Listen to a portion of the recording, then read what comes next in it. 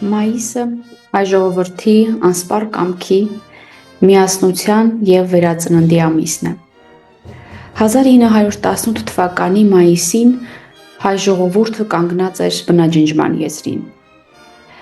Թուրքական բանակը ներխուժել էր Արևելյան Հայաստան, սպառնալով Երևանին և մեր ամբողջ գոյությանը։ Այդ վճռական պահին հայ ժողովուրդը ոտքի կանգնեց։ Ոտքի կանգնեց իր գոյության իրավունքը և ազատությունը պաշտպանելու համար։ Սարդարապատի հերոսամարտը, որին հաճախ անվանում են 20-րդ դարի ավարայր, դարձավ հայ ժողովրդի համազգային դիմադրության և հաղթանակի խորհրդանիշը։ Մայիսի 22-ի վաղ առավոտյան տագնապով ղողանջեցին Սուրբ Էջմիածին Մայր տաճարի կոչնակները, բոլոր գյուղերի եկեղեցիների զանգերը։ Ժողովուրդը զինվեց։ Աշխարհազորայինները միացան գեներալ Մովսես Սիլիկյանի հրամանատարությամբ կազմված բանակին։ Ճակատամարտում աչքի ընկան ապագա գեներալներ Դանիել և Պողոս բեգ Փիրումյանները, փոխգնդապետ Կարո Հասան-Փաշայանը,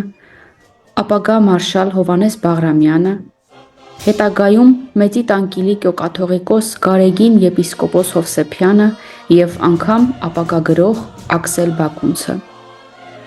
Մայիսի 23-ից սկսվեցին մարտերը Պաշապարանի ճակատում,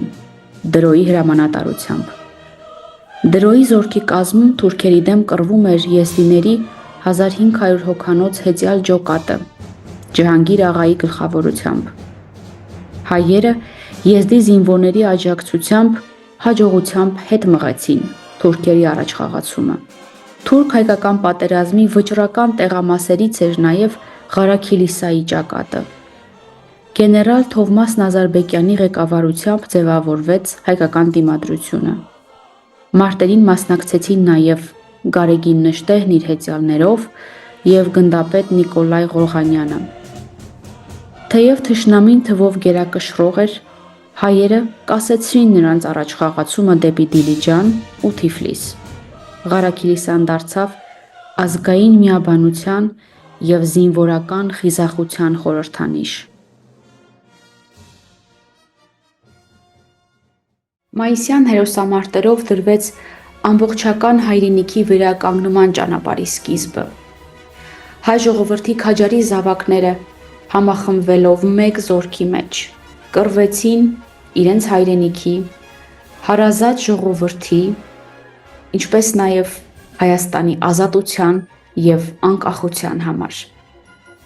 1918 թվականի մայիսի 28-ին հռչակվեց Հայաստանի առաջին հանրապետությունը։